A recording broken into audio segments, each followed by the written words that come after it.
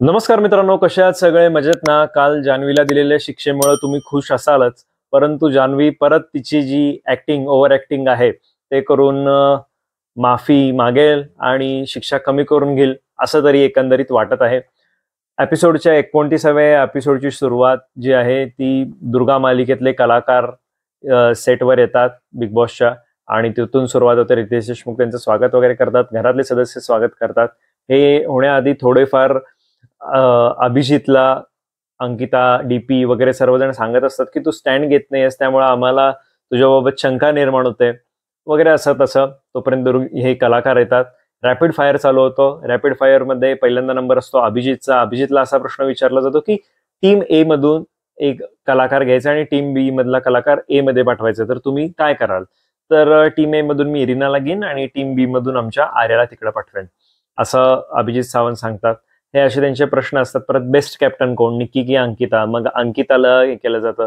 पुढचा प्रश्न असतो की टॉप 4 मध्ये तुम्ही कोणाकोणाला बघतात? तर अंकिता, निक्की, अरबाजला असं अभिजित सावंत सांगतात.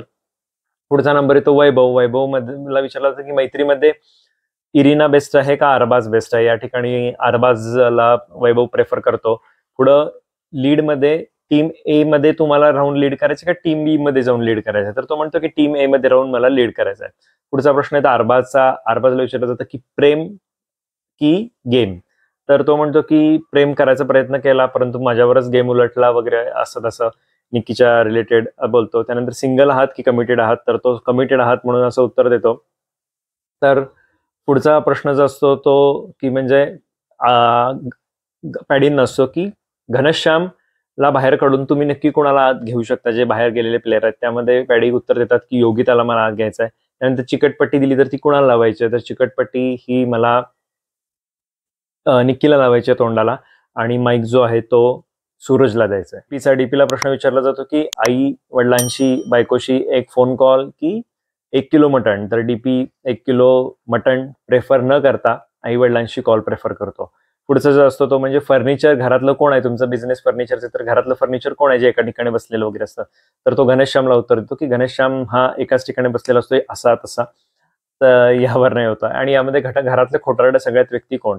तर आर्या आणि घनश्यामला तो घरातले सगळ्यात खोटारडे व्यक्ती म्हणून प्रेफर करतो.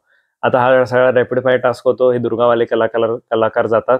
त्यानंतर जान्हवीची रडारड चालू होते, मला यातून बाहेर काढा, मला आता इथं राहायचंच नाही, मला एलिमिनेट करा, मला नॉमिनेट करा, मी आता राहतच नाही, माझं चुकलंच, माझं असंच झालं, मी आता घराबाहेरच जाणार, अशी ओव्हर ऍक्टिंग करायला चालू करते. ती ओव्हर ऍक्टिंग करत करत हे इकडे तिला सिंपती देत असतात, नाही तू करून दाखव, होईल सगळं वगैरे.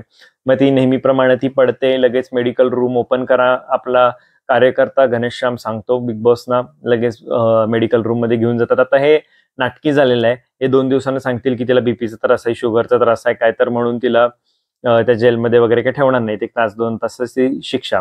पुढं कंगना रनौत येतात. कंगना रनौत आणि श्रेयस तळपदे त्यांचं 6 सप्टेंबरला इमर्जन्सी म्हणून पिक्चर येत आहे. इंदिरा गांधी यांच्या कार्यकाळातलं या पिक्चरमध्ये दाखवणार आहेत. तर तो बघायला विसरू नका वगैरे असं सांगितलं जातं.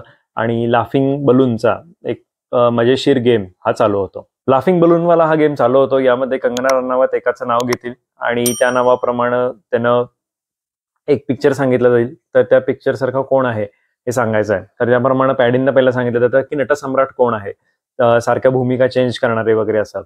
तर ते निक्कीचं बोलवतात. तर निक्की नटसम्राट मधला एक डायलॉग म्हणते ते बलूनमध्ये, लाफिंग बलून. तुम्ही आता बघा त्याच्यावर, आता इथं ते तसं करून दाखवता येईना. यामध्ये बाई तसं बाई वगैरे असं तो लाफिंग बलून मध्ये तिचा आवाज येतो निक्कीचा.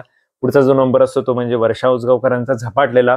तर वर्षा उजगावकर झपाटलेला हा टॅग वैभवला देतात कारण हा इरिनाच्या प्रेमामध्ये झपाटलेला आहे. तर त्यामध्ये बघ बुगे ओम भट स्वाहा, तर तो डायलॉग वैभव म्हणतो. घनश्याम गुरु कोण आहे? तर अभिजित सावंतला देतो. अभिजित सावंत सगळं ऐकतात, व्यवस्थित समजावून सांगतो वगैरे. अभिजित सावंत त्या गुरुमधला एक म्हणतोच, त्याबरोबर त्याचं गाणं सुद्धा ते त्या लाफिंग बलूनच्या याच्यात म्हणतो. पुढे वैभवला येतं की लई भारी. तर लई भारी कोण आहे? तर अरबाज. तर रितेश देशमुखच अरबाजला डायलॉग सांगतात आणि त्याप्रमाणे अरबाज लई भारीतले डायलॉग म्हणतो. पुढचा नंबर येतो डीपी. डीपी म्हणतो, डीपीला असतं की सैराट. तर सैराट कोण आहे? तर वैभव आणि इरिनाला परत बोलवलं जातं. यामध्ये डायलॉग मारला जातो. यामध्ये वैभव म्हणतो, परशा आर्ची आली रे आर्ची, आणि इरिना म्हणते की समजत नाही तर इंग्लिशमध्ये सांगू का वगैरे, असं तो आपल्या सैराटवाला डायलॉग घेते. यामध्ये रितेश देशमुख बरोबर टॉन्ट मारतात. ते म्हणतात, तुम्हाला हिरो व्हायची संधी दिली, मेन कॅरेक्टर व्हायची संधी दिली, तरी तुम्ही साईड ॲक्टरच होता. आता तुम्हाला कळालं असेलच, कारण तो जो सैराटमध्ये लंगड्या आहे तो सांगत असतो की परशा आर्ची आली रे आर्ची, आणि परशा मेन हिरो असतो. तर यावरून बरोबर रितेश देशमुख वैभवची खेचतात. गेम चालू होतो पॉवर चेअरचा. पॉवर चेअर म्हणजे अशी आहे की ज्याच्यावर तुम्ही बसायचं आहे आणि काही फुटबॉल ठेवलेले आहेत आणि तिथे स्टिकर सुद्धा ठेवलेले आहेत. तुम्हाला 2 नावं दिली जातील. त्या 2 नावामध्ये तुम्हाला घराच्या बाहेर कोणाला घालवायचं आहे, तर त्याचं स्टिकर जे आहे ते फुटबॉलवर लावायचं आणि तुम्ही ते लात मारून घराच्या बाहेर टाकायचं आहे. तर यामध्ये पहिल्यांदा बोलवलं जातं ते निक्कीला. निक्कीसमोर 2 ऑप्शन असतात, वैभव किंवा अरबाज. निक्कीसमोर 2 ऑप्शन असतात, वैभव किंवा अभिजित. यामध्ये निक्की स्पष्टीकरण देते, नाही मी माझ्या टीम बरोबर जाईन आणि मी अभिजितला घराबाहेर काढेन. तर अभिजितला ती फुटबॉलनं स्टिकर लावून बाहेर काढायचा प्रयत्न करते, परंतु तो फुटबॉल काय बाहेर जात नाही. तर यावर रितेश देशमुख म्हणतात, अभिजितला एवढं घराबाहेर इझिली बाहेर काढणं सोपं नाहीये, तर निक्की तुम्ही लक्ष द्या, बघा असं. पुढचा नंबर येतो अभिजितचा. अभिजित बरोबर निक्कीलाच मारतो. खरं निक्की सुद्धा बाहेर जात नाही. परत सेम डायलॉग होतो की निक्की सुद्धा एवढ्या लवकर घरातून बाहेर पडणार नाहीये. तिसरा नंबर वैभवचा येतो. वैभव समोर घनश्याम किंवा निक्की असतात. यामध्ये वैभव सुद्धा निक्कीलाच प्रेफर करतो, तिला पण बाहेर काढायचा प्रयत्न करतो. तो फुटबॉल आत येतो. परत तेच डायलॉग. अंकिता असते. अंकिता समोर अभिजित आणि पॅडी असतात. त्यामध्ये ती पॅडीनं सिलेक्ट करते. पॅडीनं घराबाहेर काढायचा प्रयत्न करते, म्हणजे फुटबॉलला लात मारून हे करते.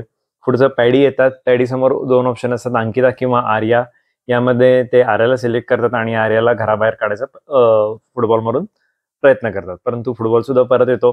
तर त्याच्यात तो सेम डायलॉग या 5 याच्यामध्ये वापरले जातात की बघा एवढ्या लवकर ही लोक बाहेर जाणार नाही आहेत. ते घनश्यामचा चांगला सत्कार सोहळा आहे.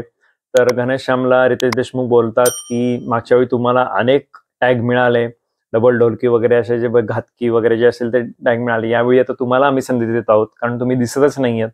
तर या आणि पुढं हे जे आहेत ते टॅग तुम्ही लोकांना द्या. यामध्ये पहिल्यांदा येतं ते म्हणजे माचीस.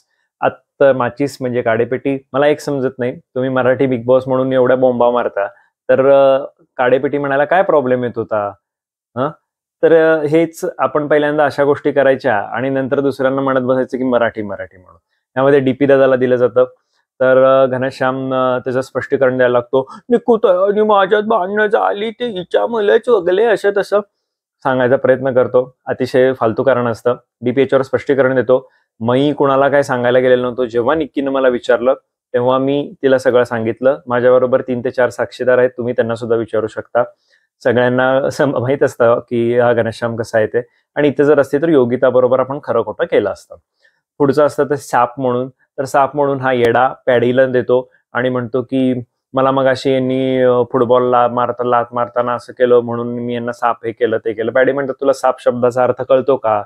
माहित असेल तर हे करत जा, तुझी इमेज बाहेर यामुळं वाईट व्हायला लागली आहे. चांगलं समजून सांगतात, पण ते काय येडच आहे, त्याला काय समजते, त्याला काय कळत नाही, उगाच नुसतं बडबडायचं एवढं माहित आहे. आणि हा 35 वर्षाच्या आमदारांना पाडतो म्हणे. तर पॅडी सांगतात, नाही मी बिनविषारी साप आहे, मी चांगल्यासाठी चावलो तर कोणाला चावीत, तर माझ्याकडनं काही विष वगैरे येणार नाही आणि मी जे आहे ते व्यवस्थितच वागेन. या पुढचा येतो तर खंजीर. खंजीर म्हणजे तो अंकिताला देतो. तर सगळेजण हसतात, म्हणजे अक्षरशः सगळेजण हसतात की अंकितानं खंजीर खुपसण्यासारखं काय केलं. रितेश देशमुख सुद्धा विचारतात की बाबा स्पष्टीकरण दे की अंकितानं काय केलं असं खंजीर खुपसण्यासारखं. तर त्याच्याकडे काही कारण नसतं. तो म्हणतो की फक्त मला कानफाडात मारेन असं म्हणलं, त्यामुळे मी खंजीर दिलं. अरे बाबा ह्याच्यात काय अर्थ आहे? चावीचा माकड. चावीचा वाकड म्हणजे काय? तर हे सगळ्यात अवघड आहे, मी देऊ शकत नाही, असं नाही तसं नाही, मला दुसरा मार्ग द्या. मग रितेश देशमुख म्हणतात, चल पहिला घराच्या बाहेर नाही, उगाच अतिशहाणपणा करू नको, तू दिसत नव्हतास म्हणून आम्ही तुला टास्कमध्ये तुझ्यासाठी हा गेम तयार केला आणि तुला त्याची अक्कल नाही आहे, तुझं लई बडबडणं झालं. आणि फुटबॉलला फोटो लावून पण खेळायची कोणाची इच्छा नव्हती, कारण एक टास्क म्हणून गेम म्हणून सगळेजण खेळले. तुझं आता बास झालं, याच्या पुढचा फोकस हलवा, माझा तुझं आता याच्या पुढे काही संभाषण राहणार नाही आणि तुला जे काही करायचं ते कर. मित्रांनो, तुम्ही अचानक म्हणाल की लाईट गेली तरी कुठं, तर असंच पुढच्या एपिसोडमध्ये काहीतरी घडणार आहे, त्याची कल्पना आपल्याला या एपिसोडमध्ये दिलेली आहे. त्यामुळं अशीच लाईट जाणार आहे, असेच अकराळ विकराळ आवाज येणार आहेत, अशा बऱ्याच काही अनपेक्षित घटना या घरामध्ये घडणार आहेत. तर आपण आता मगाशी होतो तरी कुठं, आपण मगाशी बघितलं की पॉवर चेअरचा गेम झालेला आहे. त्यानंतर चक्रव्यूह रूम मध्ये पाठवलं जातं आर्याला. आर्याबद्दल कोण कोण मागं बोललेलं आहे, अभिजित, अंकिता वगैरे, की आर्या बालिश आहे, आर्याला समजतच नाहीत गोष्टी वगैरे, आणि जर काय असेल तर मी पहिल्यांदा आर्याला बाहेर काढणार. या सगळ्या गोष्टी तिला ऐकवल्या जातात. आर्या म्हणती हो मला हे मान्य आहे, मला एक्सपेक्टेड होतं की ही माझीच लोक बोलत असणार आहेत, मी जनतेसाठी इथं बोलते वगैरे, काय जनता विनता काय नाही, हिला गेम समजत नाही, हिला काहीच कळत नाही, फक्त एक ठेवायची म्हणून ठेवलेली आहे इथं आतापर्यंत. पुढे जाते निक्कीला पाठवलं जातं. तर निक्कीला सगळं आतापर्यंत जे काही वैभव, जान्हवी, अरबाज सगळे जे बोललेले आहेत, जसं की अरबाज म्हणतो की कॅप्टन्सी मिळाल्यापासून हिचा स्वभाव वेगळाच बदललेला आहे. त्यानंतर जान्हवी म्हणते की ही काय बाई आहे, हिचा सुरूल कसा काय, हिचाच ग्रुप कसा काय. वैभव पण म्हणतो मी हिचं काय ऐकणार नाही. घनश्याम सुद्धा म्हणतो हिच्यामुळे आपल्याला सगळा घात होत आहे वगैरे. या सगळ्या गोष्टी ऐकतात. निक्की चिडते. निक्की बाहेर आल्यावर म्हणते की मी तुम्हाला गॅरंटी देते की टीम बी मधल्या कोणी जरी ट्रॉफी घेतली तरी मी त्याला उचलून धरेन, परंतु टीम ए मधल्या मी कुणालाही ही ट्रॉफी घेऊन देणार नाही. आता चक्रव्यूह मध्ये मागच्या आठवड्यात जरा टीम बी फोडायचा प्रयत्न केला, यावेळी जरा टीम ए आणि टीम बी दोन्ही फोडायचा प्रयत्न केलेला आहे. आणि आता येतो प्रश्न इलिमिनेशनचा.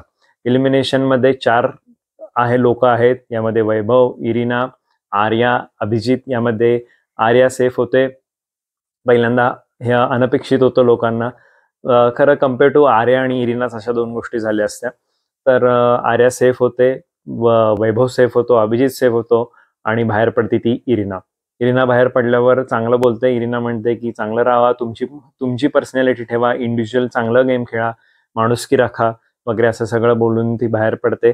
बाहेर पडताना ती वैभवला आपलं जे 50 कॉईन आहे त्याचं नॉमिनी म्हणून वैभवला देते.